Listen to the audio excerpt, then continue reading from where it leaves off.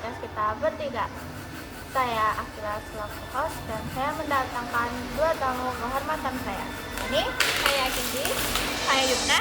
Nah, di kesempatan kali ini kita akan mengulik atau membahas, mengomentari isi pidato dari Pak Prabowo di PBB. Tapi sebelum itu, sekarang kita mau bahas satu dulu dan tapi nggak tahu bahasa gimana. Jadi,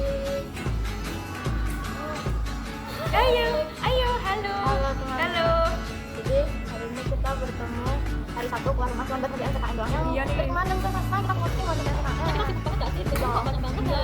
Banget apalagi kemarin kita pulang dulu. Gimana gimana? Waduh, aku akhir itu sih set banget galau banget. Kalau susah banget gak sih? Wah. Iya, di warna ini kok juga kurang jadi ngelakan. Ada belakang, ada belakang. Terus gak bilang, oke lah sekarang nilai itu masih bagus.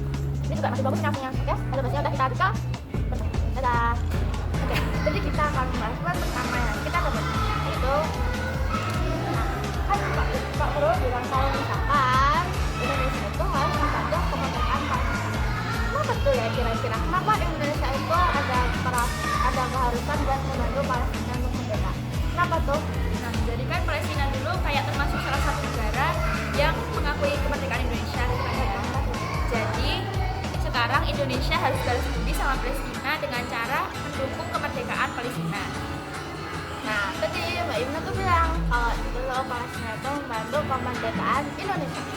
Tapi nih ya, dari sudut pandang Mbak Yuna, emangnya benar ya Indonesia bilang merdeka atau cuma kayak merdeka di teks proklamasi doang? Kalau secara nyata itu benar merdeka atau enggak sih? Gimana tuh tanggapannya? Menurut saya sih Indonesia belum sepenuhnya makmur ya, karena kita masih mengimpor beberapa barang dari negara lain. Padahal dulu waktu di zaman Pak Soeharto kita bisa loh membangun swasembada beras yang bisa diekspor ke negara lain. Tapi kenapa sekarang nggak bisa ya? Nah, sekarang pertanyaan buat Yuna. Tadi Denis bilang kalau itu zaman Pak Soeharto kita bisa swasembada beras kan? Kira-kira Pak Prabowo tuh ada nggak sih keinginan buat ya swasembada beras yang disinggung di pidatonya? Ada nggak? Ada dong. Nah, ada tuh. Programnya itu ada yang namanya Lumbung Padi. Itu fungsinya buat menghadapi krisis pangan, terus membantu negara lain selain Palestina, terus buat mewujudkan ketahanan pangan, ya, dan lain-lain lah pokoknya. Nah, itu tuh lainnya.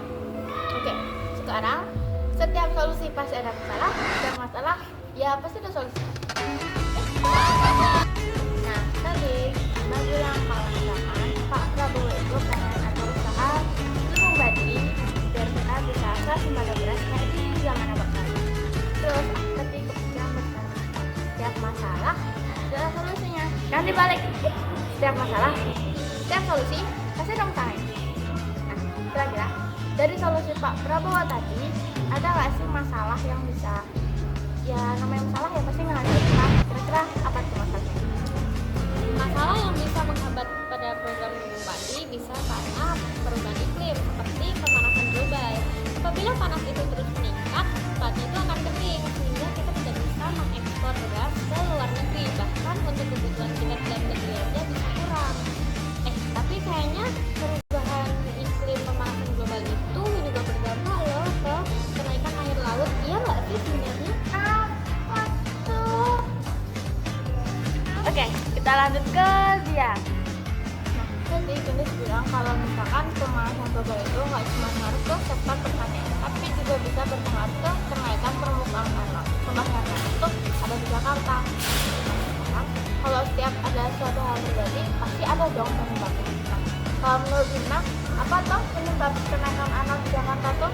Kalau menurutku ya, itu gletsiernya tuh kayak naik gitu kan, terus jadinya permukaan air lautnya tuh jadi naik juga. Nah, fenomena itu maksudnya ya itu tadi pemanasan global, jadi kayak gletsiernya itu mencair karena peningkatan suhu di bumi. Nah, kayak yang aku bilang tadi, setiap masalah pasti ada solusinya. Nggak mungkin kan Pak Prabowo itu diem aja ngeliat negaranya lagi kayak wang gitu kan. Aku mau naik sama kamu. Kira-kira apa solusi yang dibuat Pak Prabowo buat masalah ya itu kenaikan air laut? Ya kalau menurutku sih paling gampangnya tembok raksasa, karena kan udah bisa kayak nutupin airnya itu kan. Ya. Oke. Tapi menurutku tembok raksasa itu belum efektif loh untuk menangani menanggulangi ada kenaikan berapa? air laut itu? Karena ya tiap tahunnya aja air laut itu bisa meningkat 5 cm loh. Bayangin aja kalau 10 tahun ke depan, 15 tahun ke depan pasti akan semakin tinggi. Oh, jadi sudah ada dua pendapat. Ya, sekarang gantian host yang berpendapat. Ya kalau menurut aku sih ya mungkin aja sih, karena kalau menurut aku juga kurang efektif kan. Karena kalau yang aja deh, itu kayak dana juga bakalan gede banget. Nah, bener kan, dana gede banget, pembangunannya juga lama. Entah berapa tahun kita membuat temboknya itu sampai tutupin semua laut yang ada di Jakarta. Ya butuh berapa tahun kira-kira? Ya kurang efektif tapi masih bisa dicoba. Jadi sekian podcast dari kita bertiga, kurang lebihnya mohon maaf. Semoga kalian semua menikmati podcast kita bertiga.